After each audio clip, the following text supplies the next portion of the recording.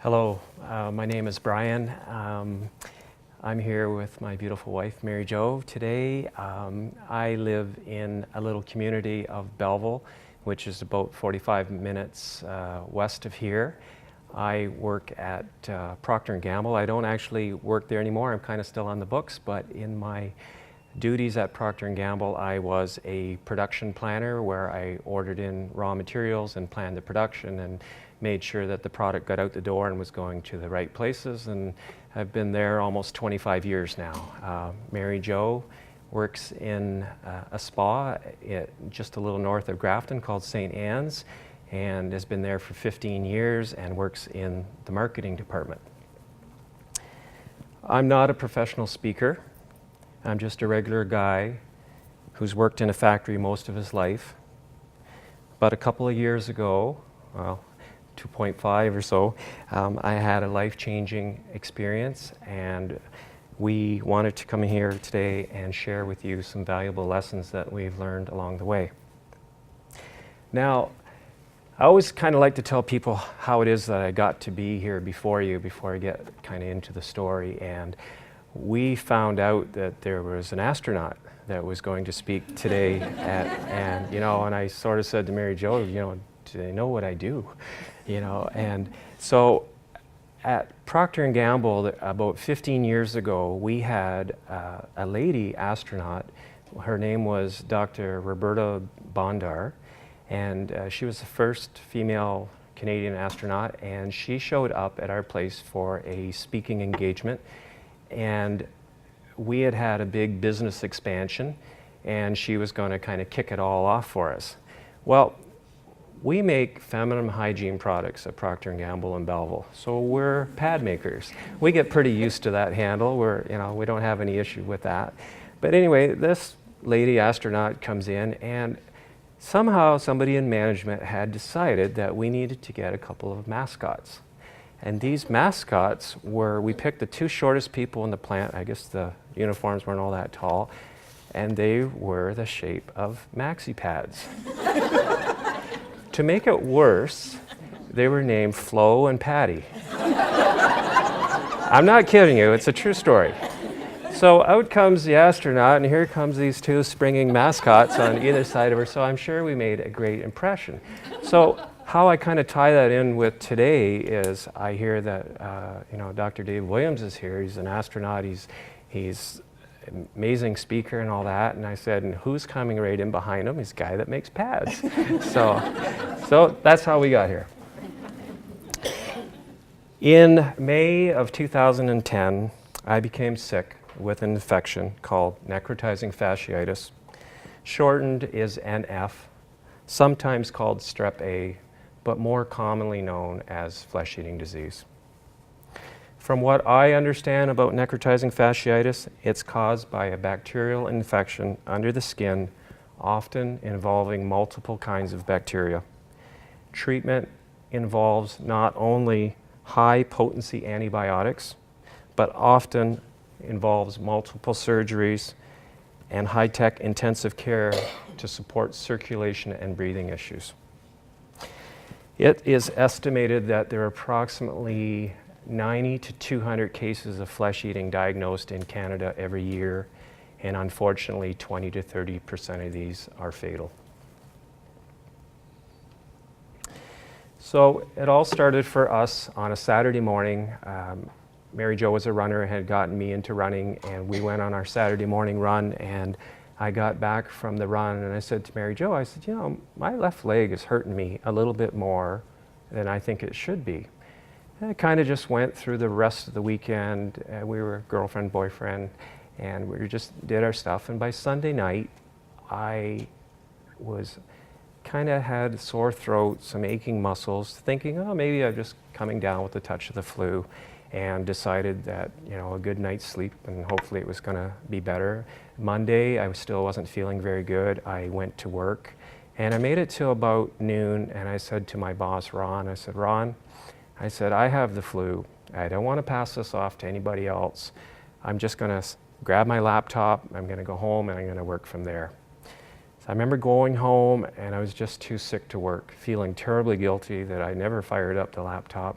And I just went to sleep, and I kept waking on and off and feeling terrible. And Mary Jo and I, as I said, we weren't living together at that time, and often if we didn't see each other, we would connect via the telephone at night.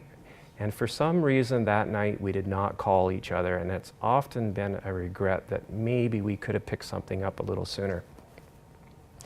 So I remember the phone ringing on Tuesday morning, and I hadn't called in sick to work, and it was my boss, Ron. Apparently he had called several times, but this was the one time that I heard it, and I wasn't making any sense at all, which really wasn't far off my norm, but there was enough concern raised that 911 was called, and the paramedics arrived, and Mary Jo came whipping in from work, and there was some black spots noticed on the back of my left leg. So off we went to BGH, and I guess kind of in behind the scenes, to Belleville's credit, they were the first ones to have mentioned the words flesh eating. They circled those marks, and they wanted to see if possibly they were going to be moving. Knew that this was a little bit more than that they were going to be able to handle, and in their wisdom it was decided that I needed to go to KGH. So off I go to KGH, and at this point, probably for about the next 3 weeks going forward, I am now unconscious. And I thought this would be a very good part for Mary Jo to kind of take over, as she had to live through that period, and I'll let her pick up the story. Can everybody hear me through this mic? Okay. Brian spent the next few weeks in intensive care here at KGH. We were, as he said, only boyfriend and girlfriend at the time. I didn't know his family that well. I did know them, but not terribly well. All I knew was that Brian was really sick, and I didn't want to leave him. It was a very surreal situation. One minute we thought that Brian had some kind of weird flu, and the next minute they were quarantining him and suggesting that they may need to amputate his leg. It was really hard for all of us to make the connection. The next few days here were a living nightmare. The first evening I slept in the waiting room. His family went home to have some much needed sleep. And the next morning, the surgeon ran into the waiting room, woke me up, and said, "You need to sign this piece of paper to amputate Brian's leg." I can't tell you what a difficult decision that was for a girlfriend. Luckily, I did have signing authority. Brian had been operated on the night before, and we were just waiting to see how he was going to do. He obviously didn't do very well. So I signed the papers. A couple of minutes later, a gurney was raced by the room that I was in with Brian on it, and he already looked dead.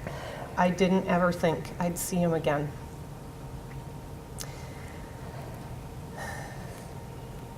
During the course of the next 2 weeks, Brian's left leg was amputated from the hip down, his right leg from just below the knee, his left hand from just below the elbow. We didn't know from moment to moment whether Brian was going to survive. We didn't know if we were doing the right thing. We didn't know whether Brian would want to live when we were finished. With each amputation came the question, would Brian want to live? Would he be able to live a full life like this? Flesh eating had been responsible for the amputations of Brian's left leg, but the following that, his body began to aggressively fight the strep A infection, which had now spread via his bloodstream. The core of his body shut down circulation to his limbs, and we watched as one by one they swelled up, they turned purple, then black, in some cases gangrene set in, and then they amputated. It was a very frustrating time for us as well as the surgeons and doctors, because there was absolutely nothing we could do. The doctors used to come in on their days off and question why he was still alive. We asked if they'd ever seen anything like this before, and they told us no, that people that had progressed this far were dead. One night after the doctors had finished operating on Brian's left hip, they often went in to irrigate it and see what was going on, cut back some more tissue. They came out of the operation and sat the family down and said, the next operation that we do on Brian's hip, we're going to have to remove his pelvis, his genitals, and his bowels.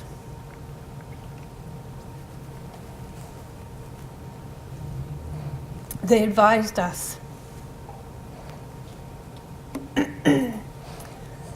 that we really needed to think about whether Brian would want to live like that.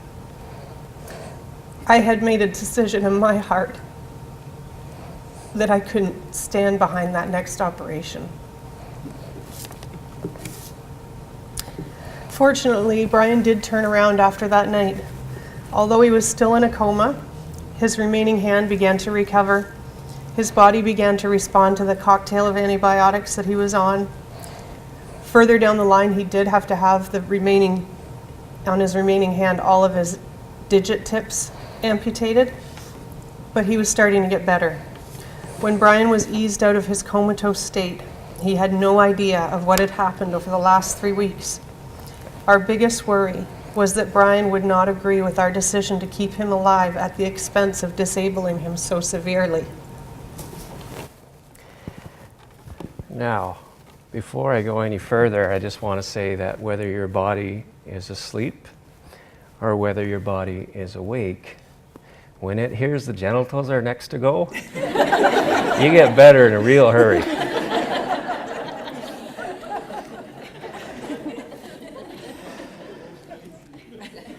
When I awoke, even though I was in a medicated haze, I was very thankful for all the decisions that had been made to save my life.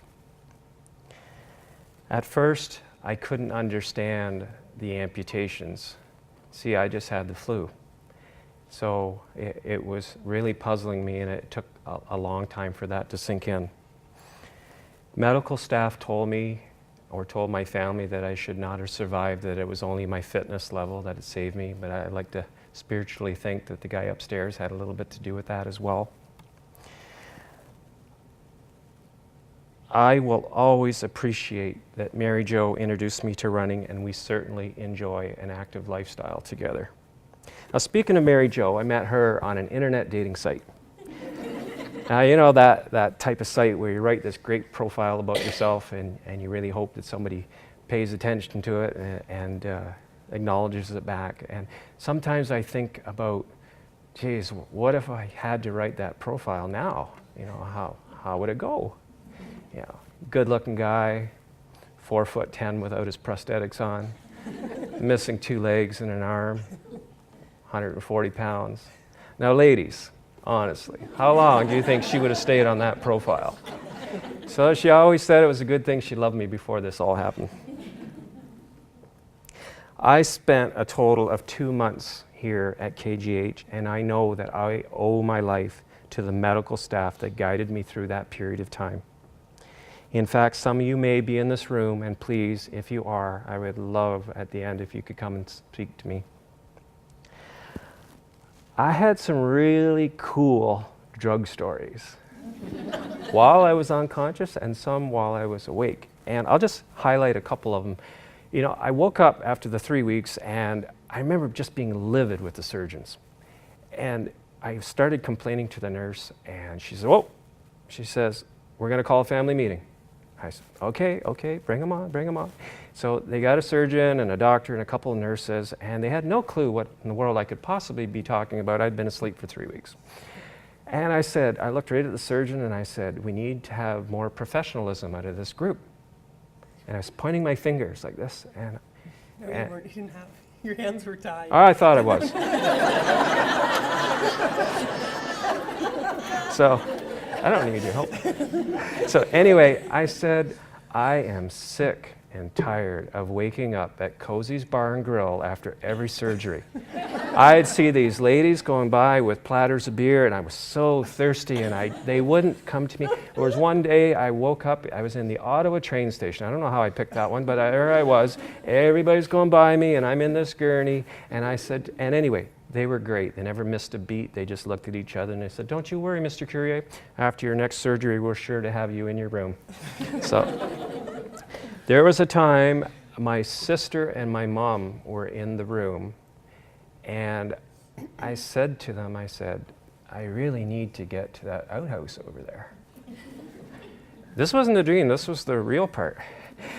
And they just kind of looked at me and giggled, and I said, "No, you don't understand." I said, "I need to get to that outhouse now." They left the room. Well, it turns out the nurses, this is kind of private, but I'll share it with you, had this tube in my butt, I guess called a rectal tube. Well, it came out. And it made one hell of a mess. And if that lady is in here now, I'll have to say I'm sorry. But listen, if somebody's on drugs, just believe that there could be some truth in what they're saying. Okay? At night, visiting hours were over, the lights would go down, the nurses were taking off their clothing. I would see them, they're behind their glass partitions, and they had like this sex scandal escort thing going on. And Mary Jo came into the room one morning and I said, Mary Jo, shh. I said, I gotta tell you what's going on here. I said, this is like an insurance scam, you know. Brian was so convincing that morning, I still remember it vividly, that I actually, for a split second, thought that it could possibly be true. I left at 11 o'clock at night. I didn't get back in till 5 in the morning, and often at 5 in the morning, they didn't want to have me come in, so I started thinking, well, I don't know. Maybe something's going on. I'm going to talk a little bit about my personal experience with the KGH staff here and our experiences, in particular in the intensive care. We did move on to the general surgery floor and on from there, but intensive care is a whole host of emotions come from there, and that's where most of my memories are. The way that the people that work here include family in somebody's care was absolutely incredible. Considering that there was a man on their table, a nurse responsible for this man's life, they still took the time to include us in Brian's life as he was. They encouraged us in regards to how to help him, to care for him. It never felt like, ooh, there's the medical area and here's where the spectators or visitors can be. We were always very much engaged. There was a seamless operation from volunteers all the way into past the ICU doors to the nurses, to the surgeons and the doctors that took care of us. I never felt like I was being talked down to. I could ask question after question after question, and I would always, whoever was speaking to me, and this goes without exception, which is really exceptional, whoever was speaking to me would give me that time to explain what was going on and what life might be like, and whether, if Brian survived, what it might be like, and what the next operation was going to be, and why they had to do that. And they were so authentic. I never felt like somebody was pretending. If they felt that they didn't know what they were doing, they told us. In fact, they did tell us at times, we don't know anymore what to do for Brian. So the inclusion of family was key, and I think that was key to Brian's survival too. I was there all the time. I moved into the hospital, and if I wasn't in intensive care, I was outside or upstairs. The level of compassion for Brian alone, but then that extended on into the family and for myself, from the nursing staff and from the people that we interacted with every day. They almost became like sisters, and actually we just ran into one of the intensive care nurses on the way here, and I can't tell you what joy it brought for me to see her, because she was actually one of the nurses that I was going to tell you about. In the evenings, when I was questioning why I was there, what I was doing, whether Brian would survive, what would life be like without him, what would life be like with him, what the medical world was not a place that I was comfortable. And this nurse in particular, but I had other nights like this nurse in particular one night held me as I cried. She didn't have to do that, and it's probably extending beyond what she was trained to do. There was such a human factor in that intensive care. And even today, I went there, everybody's smiling and laughing and excited to see us, and there's an incredible type of person that decides to be in the medical world. And I had never been exposed to them before, and I'm so blessed that I was. I guess the last thing in regards to that was the long hours that the medical profession demands and the shift work and the seemingly hopeless situations, especially in intensive care, you would think that would breed a kind of negativity and job frustration that wouldn't be very pleasant. I never saw anything like that. All I ever saw were people working as a team, trying to make the best of a very scary situation. So I was very, my life was changed, really, in terms of my medical, or my outlook on medical stuff, but also on my own work ethic. I can't complain anymore that I work 9 to 5, Monday to Friday. I can't. I have one little story about the hospital that I never thought I'd be telling people at the hospital. I did tell it the last time we were here and it was a hit, so I'm going to tell it again. When you're in the hospital here long term as a visitor or as a support person for someone who's sick, you spend a lot of time looking out the window. And often in the rooms that we were in, our view was the rooftop of much of the hospital. On the rooftop, I don't know if anybody else has noticed this, but there are a lot of pigeons hang out there. And they're on one side, and then on the other side, there are these big black birds. They're like crows or ravens. Crows or ravens. And usually about halfway through the day, a bunch of these ravens would move over, they'd isolate one of the pigeons, and they would proceed to peck it to death. And then over the next few days, you got the joy as a visitor of watching through the window as they tore the carcass of this pigeon apart. It was horrifying. It happened all the time. You couldn't get out on the door. The windows were sealed. I couldn't get out there. I used to say to his dad, if you just bring me a BB gun, I'd get out there and shoot things. Anyway, so one day, there was nothing I could do about it. One day I was out for a run in the park close to here with my sister-in-law, and lo and behold, about 50 meters from me was a little gaggle of these black birds in a circle, pecking away at something. So I thought, okay, you're on even ground. I'm coming to get you. So I ran over there, and they all flew away, and in the middle was this little tiny, what I now know is a screech owl, which is about the size of my palm. So I picked him up. He was still very much alive, hadn't been harmed yet, and I started walking towards the hospital and thinking, I've got to save this bird, this is awful. And you can see all the parallels between, having my husband be ripped apart in the hospital, although he wasn't my husband yet, but, and this little bird, so I'm like, okay, I'm going to save it.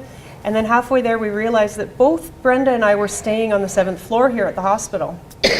So we had a bit of a dilemma because we had a bird and we didn't have anywhere to take it. So I got Brenda to climb into a dumpster and got a little cardboard box. We put the screech owl in, folded it up, went straight into the hospital, onto the elevator, packed elevator, all medical people. And I'm thinking, please just don't come out of the box and that sound come out like, woohoo! I'd have to explain. Anyway, that's the end of the screech owl story. You've really taken over the speech. Yes, Mary I'm Jo. sorry. So it was decided at this point that I had gotten a little bit stronger and rehab was in my future, and we decided that St. Mary's of the Lake, a couple of kilometers up the road, was going to become my new home for the next 3 months.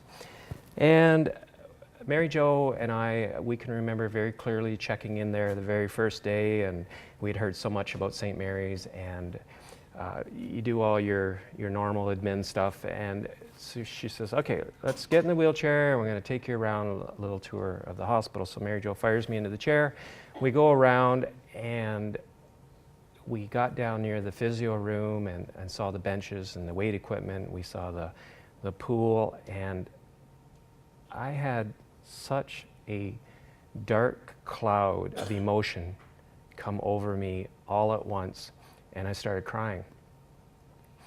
And I remember just motioning Mary Jo in towards me because I didn't want to see anybody to see the tears going, and she kind of said, what's wrong? And I said, I feel so disabled now. I'm realizing it for the first time. I'm lonely, I'm scared, I said, I don't know if I can do this, and I don't even know if I want to do this. You know, people had been telling me, oh, what an inspiration you are and how strong, and I certainly wasn't feeling like that at that point. And I remember crying even harder, and you know, she said, hey, I'm surprised that this hasn't happened before now. You know, sundown's going to be your friend, and you can just get a good night's sleep, and we'll go charging at this in the morning. And she was absolutely right, and it's sometimes how we get through some of our days now. So at St. Mary's, things happened pretty quick. I started getting all my prosthetics right away in the first month, and there were so many prosthetics, I started naming them all.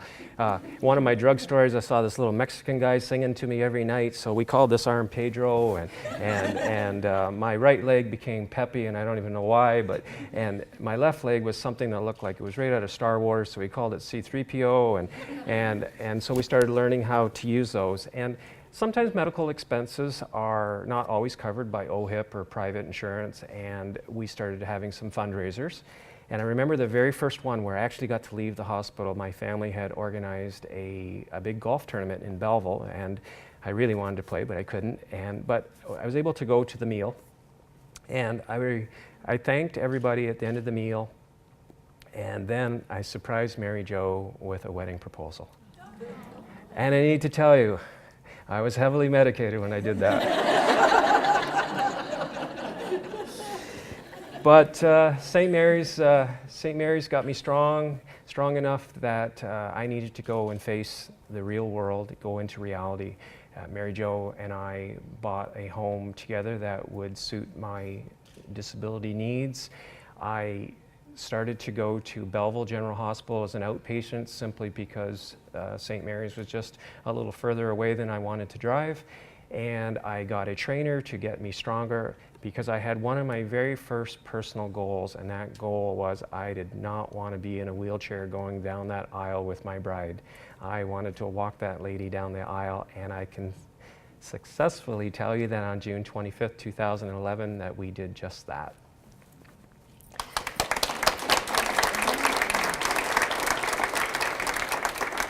I need to tell you that I would never be here before you without the strength and the support that Mary Jo has provided for me.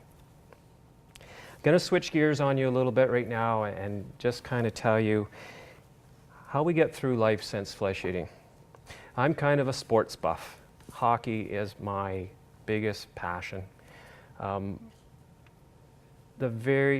so happy that those guys have settled their labor disputes now and they're back. But one of the biggest times, or exciting times for me in hockey games, are especially in the playoffs, is your team is in the playoffs and you're behind a goal and you're in the third period and all you want to do is get to overtime. So you're hoping that you can tie it up and get there. I mean, I was told, or family was told so many times that I wasn't going to make it through the night that, you know, I felt like by making it, like I kind of tied it up. And I am one of those lucky people right now that actually get to feel like I'm living in overtime. Everything I get to see and do and experience right now, I know that if I hadn't made it, I wouldn't be seeing any of this. So I get to watch my 3 new grandbabies grow up. I get to have this beautiful lady beside me and go on all sorts of little life adventures now. So for me, I just treat it that it's overtime, and overtime is such a special place to be in. Now, I need to be honest, it's not always like that for me. Just like anyone else in this room, I can kind of slip back, and I have what I call my amp days. And I look at my body and I'm not very happy with it, and it doesn't look very nice to me, and then, you know, I don't usually stay there too long. Usually something jolts me back out of it. You know, it can be talking to a friend or an acquaintance that has it worse off than me. It can be accomplishing something good in my life, like dropping a couple of crutches and trying to walk with a cane. It can be the premature death of a friend, or that kind of sets my reality clock. And if none of that works, Mary Jo just gives me a good kick in the ass.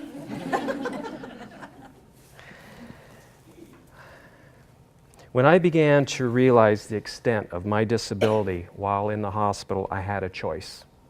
I could be miserable about it and let the disability dictate my happiness and quality of life, or I could put a smile on my face and learn to live fully in spite of my disability. Life might not be the same way or with the same results, but I can still choose to live fully. I'm a big believer now. I had to go through a little spell about choosing to focus on what I can do versus what I can't do. And I could go on and on and on about all the things that I wish I could do. Like I wish I could go running down the road full speed, and I wish I could go skating again. But I can't do those things, so there's not much sense dwelling on them. Now, just to prove my point, if I could have the audience participation here for a second, who here in this room, and you just need to put your hand up, is either a Toronto Maple Leaf fan or an Ottawa Senators fan? Just hold those hands up. Just hold them up. Okay, we got a good idea. So here is a classic example on focusing on what will never happen. Why are you folks waiting around for a parade that's never going to arrive?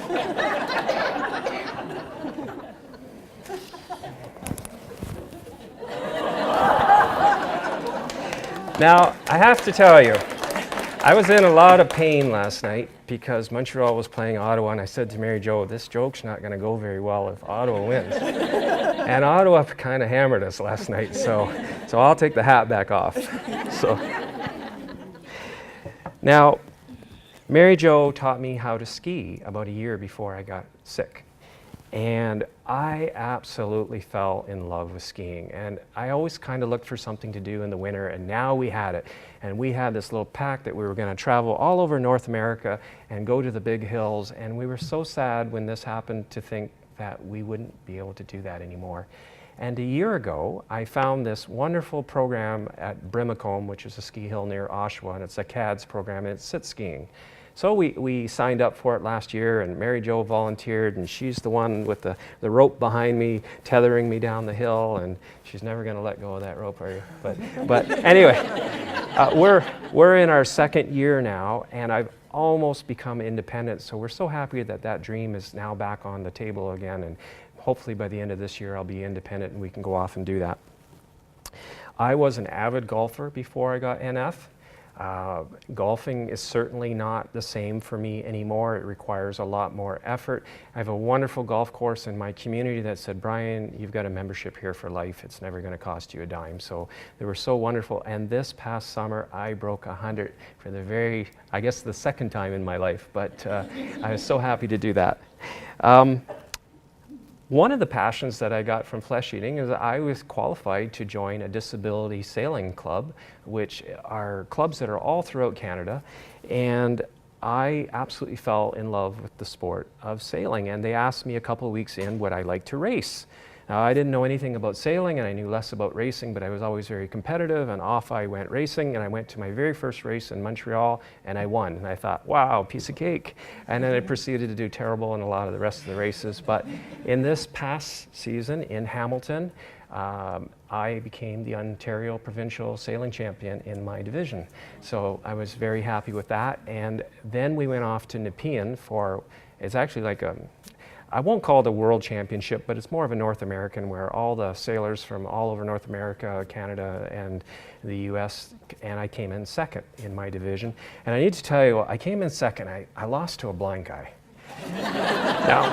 Now, I got nothing against blind guys, but it's a week-long sailing regatta, and we're duking it out. He's a great racer, and we know whoever wins on the very last day is going to be the champ. And we're going to this, we call them upwind markers, and we're zigzagging up the course, and we get up to this upwind marker, and I've got the inside track on him, but he's squeezing me out. And if I hit the marker, it's a penalty. So I'm yelling at him. I said, hey, you got to give me more room. I need more room. So this blind guy takes a look. And he says, that's all the room I'm going to give you. So I got around, I didn't hit the marker, and I came up beside him. I said, I thought you said you couldn't see. So don't trust a blind sailor. Actually, they're not bad people. Mary Jo and I found that setting clear goals is key to ongoing happiness when you are living in overtime. This past September, Mary Jo and I entered into the Ottawa Army Run. It's a running event, and Mary Jo and I, her personal goal was to beat her time in the half marathon, and I had a 5-kilometer section that I could go walking in, and my goal was to see if I could walk it with just my cane. I had gone in a couple of 5-kilometer events the first year in Belleville where I used a 4-wheel walker and got my way around, and last year I used 2 crutches, so I wanted to drop the crutches and go to a cane. Now, we trained pretty hard for about 3 months and to get ready for this, and I had won a small contest in a running magazine where you tell your story, and if you're selected, I got selected, and they awarded me a young military soldier to accompany me around this 5-kilometer walk, and his name was Mathieu Girard, and Mathieu had been over to Afghanistan and unfortunately stepped on a landmine, and he suffered some severe injuries to his back, but he was gracious enough to walk around with me the whole way. And you know, I can remember the dignitaries and the politicians were announcing all these. I had never been in a race more than 50 people before, and so they're announcing, they said, okay, now all you people that are in the sick, the ill and injured category, there was about 75 of us, and they put us in this little starting pen just ahead of the main body of people, and they said, we're going to give you guys a 15-minute head start.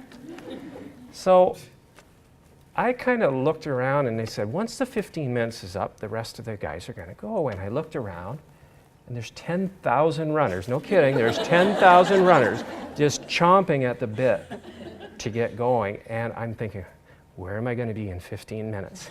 And I said to Mathieu, I said, I think this is the day I might die. You know, so anyway, we got up the course, and we're on a narrow street, and they all go whipping by us, and there was nothing to worry about, nobody hit us. They were shouting encouragement and acknowledgments, and it was amazing. Mary Jo actually broke her personal best that day. I came in dead last in the ill and the injured at 1 hour and 22 minutes, but I did it. It was such a humbling event for the both of us. It brought us to tears. We had policemen and firemen and military folks lining up, saluting us. I would encourage anybody, if you have never gone in this event, even if you're not a runner, just give it a shot this year. You'll really enjoy the experience. Now, before I leave the Army Run, I'll talk of something that's just a little bit more sensitive. When we were in this Army Run, and a couple of the ladies had noticed, just from the crowd, they said, hey, you're the guy from the magazine, aren't you? And I said, yeah. Oh, could we have our picture taken with you? And I just start to introduce Mary Jo, and they just shove her out of the way, and they either that or they give her the camera, you know. And recently in our hometown, I was in the swimming pool, and this pretty young lifeguard came up, and she says, hey, aren't you Brian? Oh, you're so inspirational and all that. And I start to introduce, and she just turned her back on Mary Jo and just start talking to me. So what I was going to ask, if at the end of this speech, if any ladies would like to come up and hug me, that is fine. But if you could just say hello to Mary Jo, that would be really appreciated. And if any guys want to come up and hug me, that's okay, but I don't want you hugging Mary Jo. You're up there. I just have one more section of my speech. Many people in my life questioned whether marrying a man with such a severe disability was going to bring me happiness. Would I be his caregiver? Would I be fulfilled? Would I feel trapped or resentful? Was I marrying him out of pity or some kind of misguided obligation? To be honest, at the time, I didn't know the answers to any of these questions. I knew that I loved him. I knew my love had grown leaps and bounds while we were in the hospital together, and I knew I wanted to spend the rest of my life with him. I'm a woman of faith. I chose to marry Brian, and it was a choice. It was based on my belief that whatever was facing us in the future, we wouldn't be alone in it. Living each day alongside Brian has been the most incredible blessing.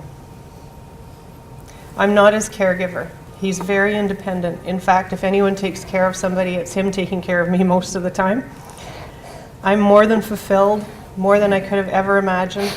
Our life is packed with excitement and joy and challenge, meeting new people, love, partnership.